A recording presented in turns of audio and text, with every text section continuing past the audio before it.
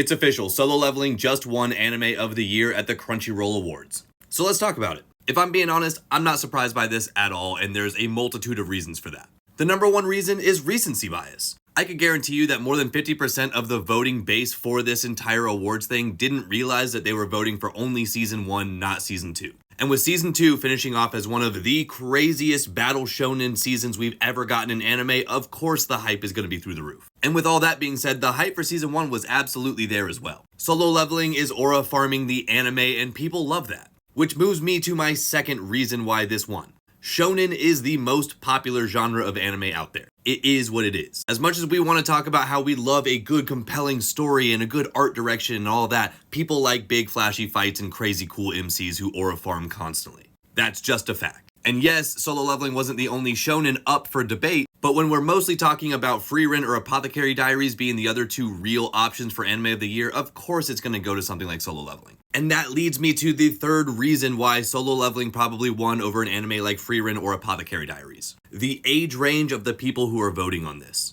Now, I don't know this for sure, but I would argue that most of the people voting for the Crunchyroll Awards are in their teens or early 20s. Because again, anime and shonen specifically is targeted for that younger audience. And a younger audience isn't necessarily going to appreciate the nuance that an anime like Frieren or Apothecary Diaries brings to the table. If you were to show me Frieren when I was 15 years old and at that time I was watching things like Naruto and Bleach, I wouldn't have liked it at all. And the reasoning behind that is because I didn't have enough lived experience to appreciate the story that Frieren was telling me. I'm a 15-year-old kid. The thing I have to worry about is high school and grades and my parents annoying me. And that bully in the corner telling me I shouldn't have long hair. I'm not stressed about what it means to be human yet. And I certainly haven't lived a life where I've experienced enough loss and other things along those lines to really connect with the story that Frieren shows. As a 31-year-old guy, I look at Frieren and say, wow, what an amazing story, that was so impactful. But I can totally understand a teenager or an early 20-year-old not getting it at all. And again, if you're coming from a shonen basis where you like big flashy battles and crazy epic power-ups,